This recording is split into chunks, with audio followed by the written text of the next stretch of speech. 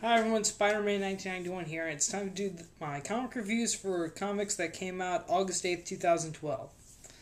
Okay, short stack of comics, only 5 this week, but next week it should be bigger. So, kicking off with DC because I only got 2 DCs this week. Superboy, number 12. Superboy deals with a new metahuman called Kiva who can look into a person's mind and apparently their soul, and once she does that to Superboy, she's suddenly terrified about what she sees. It scares her half to death.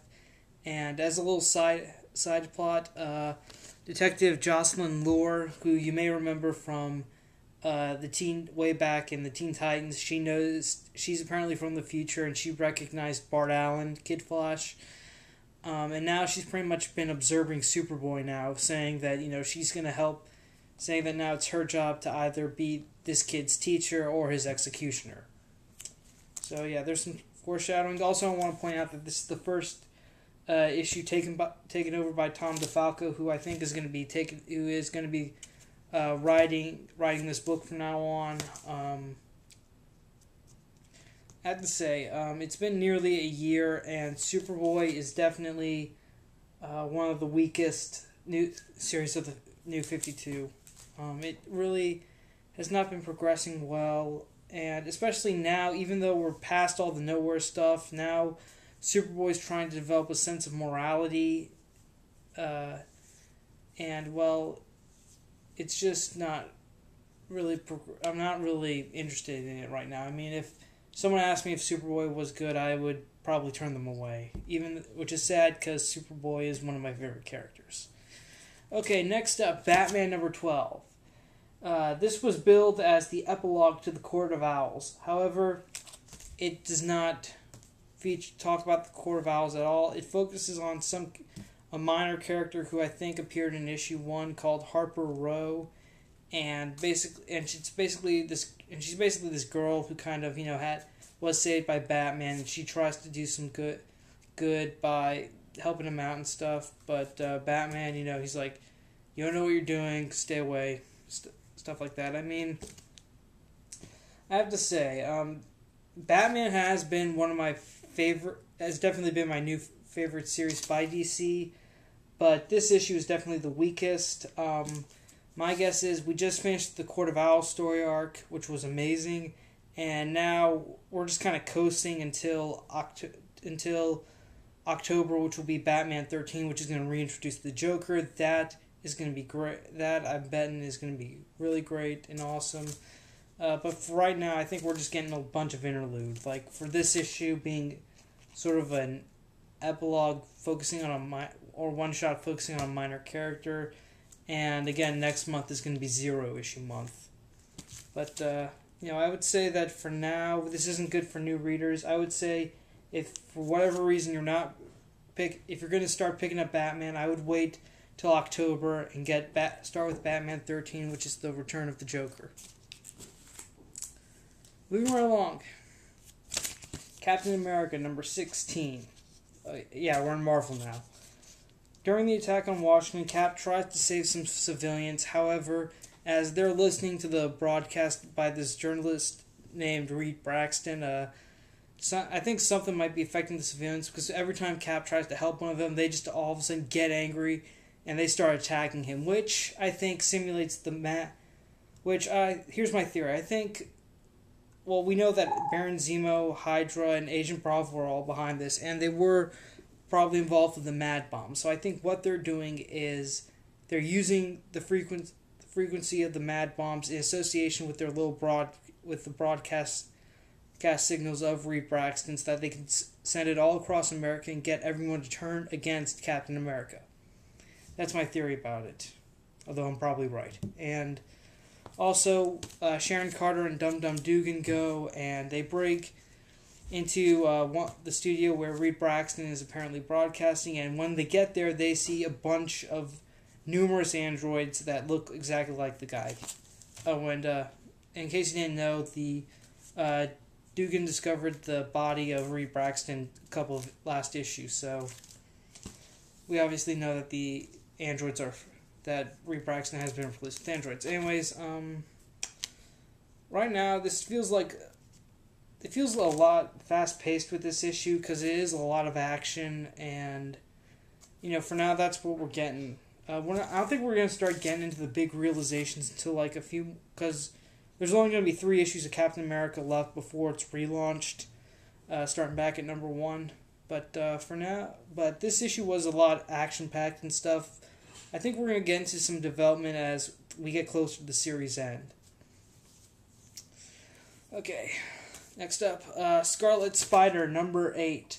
Kane discovers what Raxton has hidden in their oil rig in Galveston, and also while he's doing this, he's being sort of hunted down by this superhero team of like Texas superheroes called the Rangers. Again, like Captain America 16, this one wasn't really much for. Well, I mean, it did develop. This one actually did have something to do with the plot, as it revealed what Roxton has going on and had going on in Galveston, and also, it's also like Captain America 16 in that it's also very fast paced, tons of action.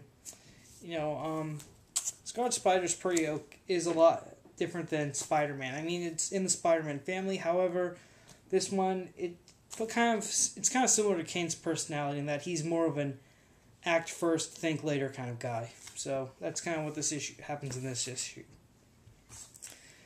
Alright, final comic. And it's one of the Spider-Man .1s, the Sensational Spider-Man 33.1. Basically, here's the thing though. The last .1 I read was Peter Parker Spider-Man, and that one was amazing. This one, kind of weak.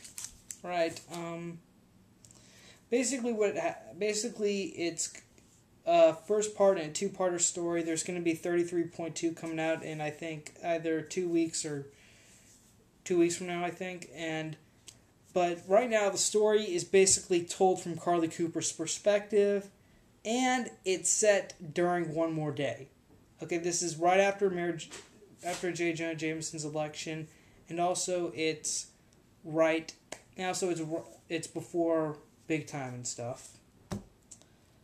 And it involves some Carly Cooper investigating some sort of human trafficking ring she discovers while there was a battle between Spider-Man and Red Vulture. And by Red Vulture, I mean that newer version of the Vulture that appeared that spit acid and stuff, but he was killed by the Punisher last year, I think. So yeah, this story is okay. Reasons I did not like, I wasn't really a big fan of this, because one is that it focuses on Carly Cooper, even though the book is Spider-Man. Second of all, it's taking place during Brand New Day. I mean, do we really need to go back to Brand New Day? Okay, we're past that, we're in Big Time, or whatever this is called, the Dan Slott run. I mean, can we have something set in that era instead? And this is before Spider Island, so Carly does not know Peter Parker is Spider-Man. They're not even dating yet, so this is actually a pretty dull start. If for some reason you liked Carly Cooper, then I would recommend this. But if not, I'd say as far as the Spider-Man .1 goes, I'd say you're probably better off skipping this. Okay, well, that's it for my comics this week. I have to admit, though, a lot of these books were pretty weak.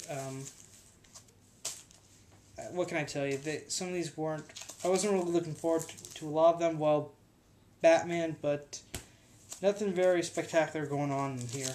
Okay, so Sensational Spider-Man 33.1 story from Brand New Day told from the eyes of Carly Cooper.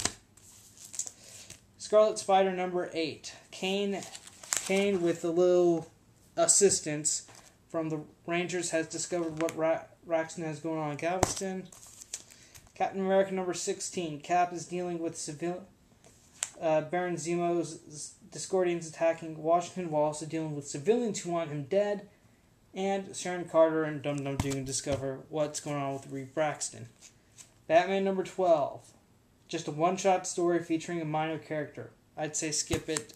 Wait until October until the Joker comes back. And Superboy number 12. What can I say? This has been very terrible. Hasn't been that great ever since the relaunch. Okay?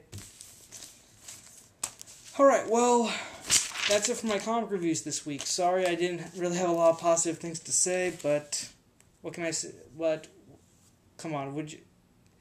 I think it's better if I just say what not to buy instead of, coming on here saying, like, each one's good or something. But, oh well. Hopefully next week I'll actually have some stuff I'll like. Spider-Man 1991 saying see you later. And thanks for watching.